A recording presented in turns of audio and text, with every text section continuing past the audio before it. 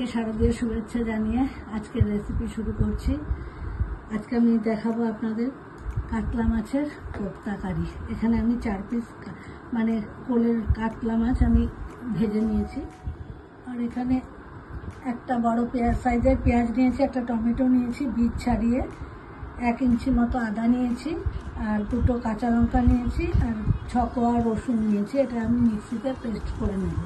আর এখানে নিয়েছি একটা ডিম সেদ্ধ করা, একটা আলু সেদ্ধ করা, একটা পেঁয়াজ একদম ফাইন চপ করে নিয়েছি, 2 কোয়া রসুন নিয়েছি, 2টো কাঁচা লঙ্কা কুচি করে নিয়েছি, আর একটুখানি আদা মানে হাফ চামচ আদা গ্রেট করে নিয়েছি।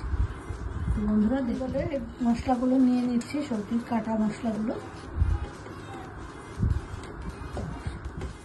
কাঁচা লঙ্কা, রসুন, আদা, টমেটো। মাছের কাঁটাগুলো বেছে নেব। কোলের মাছের কাঁটাটা বাছতে সুবিধা, সেজন্য কোলের দিকটা রেখেছি আমি। কিন্তু আমার সব কটা ছাড়ানো হয়ে গেছে, আর গায়ের তেলটা কাঁটাগুলো সব ফেলে দিচ্ছি। এবার আমি একে একে এইগুলো নিয়ে নিচ্ছি ডিম, 2টো আলু মানে একটা আলু হাফ করে দিয়েছি, গ্রেট করা আদা, কাঁচা লঙ্কা, রসুন, পেঁয়াজ, কিছু লবণ, আর একটু দিয়ে দিলাম একটু গরম মশলা,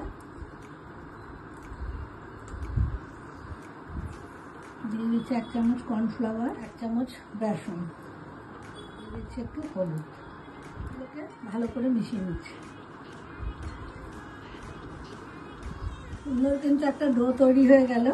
আমি এই ডোটার থেকে আস্তে আস্তে করে একটু একটু করে নিয়ে কোপ্তার বলগুলো তৈরি করে নিচ্ছি। কোপ্তার বলগুলো কিন্তু আমার একদম রেডি হয়ে গেছে।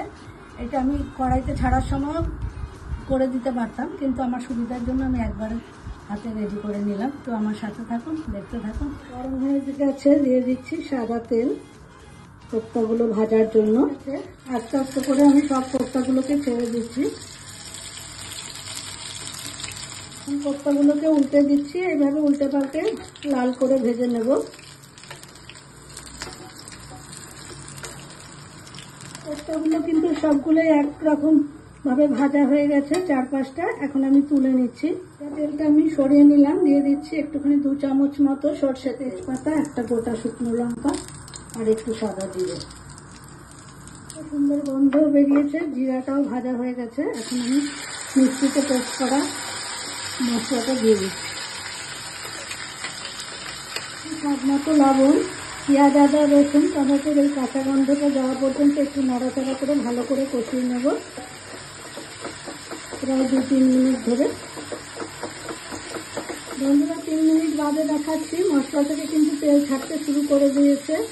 এখন বাকি মশলাটাও অ্যাড করে দিচ্ছি। 1 চামচ ধনে জিরের গুঁড়ো, 1 চামচ হলুদ গুঁড়ো, একটুখানি হাফ চামচের কম একটু গরম মশলা, একটু মিষ্টি,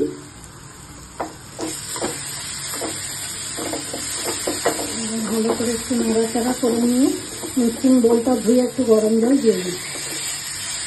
গ্রেভিটা কিন্তু ফুটে উঠেছে ভালোভাবেই। আমি এখন কোপ্তাগুলো দিয়ে দিচ্ছি একে একে।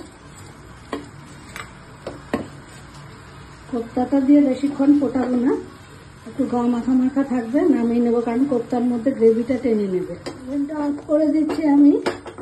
2-3 মিনিট আমি স্ট্যান্ডিং টাইমে রেখে তারপরে আপনাদের সামনে সার্ভ করে দেখাচ্ছি। একটু থেকে বন্ধুরা, কাতলা মাছের কোপ্তা কারি কিন্তু আমার একদম রেডি। এটা রুটি, ভাত সব কিছুর সাথে ভালো লাগবে। যদি ভালো লাগে তাহলে কিন্তু লাইক, শেয়ার, পেজটা ফলো করতে ভুলবেন না। আর ইউটিউব বন্ধুদের কাছেও অনুরোধ রইল, ভালো লাগলে কিন্তু লাইক, শেয়ার আর চ্যানেলটা সাবস্ক্রাইব করতে ভুলবেন না। পুজোতে সবাই ভালো থাকবেন, সুস্থ থাকবেন। টাটা।